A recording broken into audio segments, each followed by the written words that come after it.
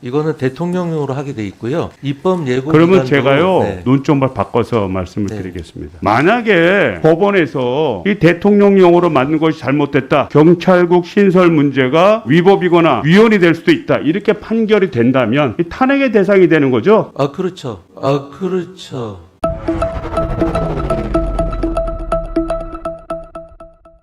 윤석열 대통령이 당선됐을 때 의회와 소통하고 야당과 협치하겠다, 국정 현안을 놓고 국민들과 진솔하게 소통하겠다, 이렇게 얘기를 했고요. 또 국회에 오셔서는 진정한 자유민주주의는 바로 의회주의라는 신념을 저는 갖고 있다, 이렇게 얘기를 했습니다. 즉 야당과의 협치를 강조를 했는데 우리 행안부는 야당과 협치를 하고 있습니까? 어떻게 생각하십니까?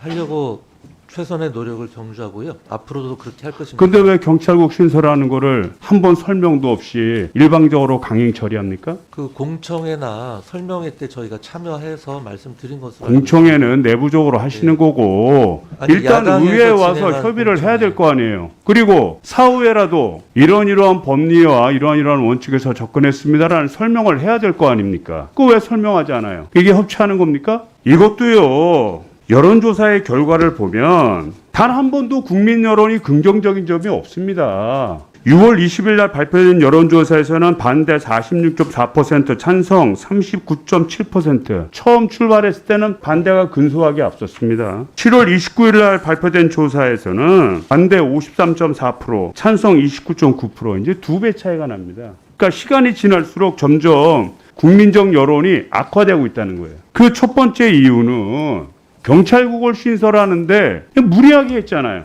법적인 검토 기반 내에 하지 않고 대통령령으로 일방적으로 했고 또 입법 예고 기간도 단축해서 하는 바람에 국민들이 옳게 보겠습니까? 더군다나 저희 야당 입장에서는 이해해 줄려도 이해해 주기가 어려운 상황이 된 거 아니겠습니까? 어떻게 생각하세요?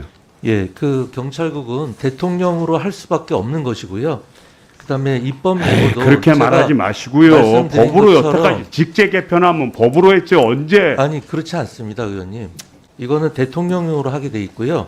입법 예고 그러면 기간도, 제가요 네. 다시 한번 그렇게 대통령을 주장하시니까 다시 한번 제가 논점을 바꿔서 말씀을 네. 드리겠습니다. 만약에 이 법원에서 이 대통령령으로 만든 것이 잘못됐다, 경찰국 신설 문제가 또 위법이거나 위헌이 될 수도 있다, 이렇게 판결이 된다면 이런 가정하에서 이 탄핵의 대상이 되는 거죠. 아 그렇죠. 예, 윤석열 대통령도 탄핵이 되는 거고 대통령령으로 했으니까 대통령님하고 상관없고요. 왜 그 대통령령으로 그거는 한 거 아니에요? 당연히- 국무회의 열지 않았어요? 아니 제가 책임질 사항이고요. 만일 법원에서 그런 판단이 나면 아니 당연히 제가 책임을 대통령이 지겠습니다. 사인하고 대통령령으로 하는데 대통령이 책임지지 않는다는 게 말이 됩니까? 그럼 국무회의에서 의결된 사항이죠. 국무회의를 주관하잖아요. 그리고 그 실질적인 일은 행정안전부 장관이 했기 때문에 행안부 장관도 책임을 지셔야 되고 네, 당연히 저는 책임을 집니다.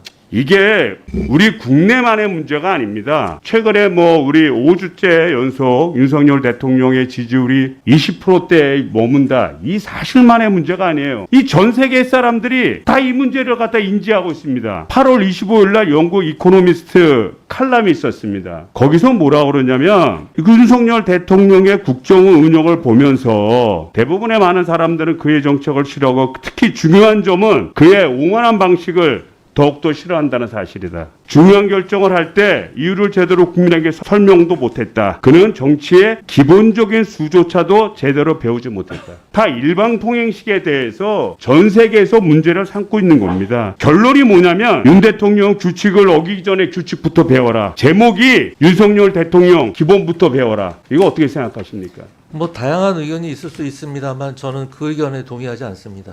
본인이 동의하는 게 안 하는 게 중요한 게 아니라 이런 칼럼이 전 세계에서 돌아다닌다는 것이 대한민국의 국격을 현격하게 떨어뜨린다는 거 아닙니까? 뭐 다양한 의견이 창피한 있을 줄 거라는데. 알아야죠. 변명의 문제가 아니라 이런 칼럼이 나왔다는 사실에 대해서 부끄러워해야 되지 않습니까? 내용적으로는 반박의 논리도 많이 있을 수 있어요. 그러나 반박의 논리에 앞서서 왜 이렇게 됐을까? 깊은 고민 부탁드립니다. 초심 백은종, 그 투쟁의 기록 개벽이 출간되었습니다. 윤석열의 등장을 예언한 채 개벽! 검찰공화국을 막아라. 무소불위의 검찰을 그동안 아무도 건드리지 못했다. 검찰을 손볼 세력이 어디에도 없었기 때문이다. 하지만 뛰는 검찰에 나는 국민이 있다.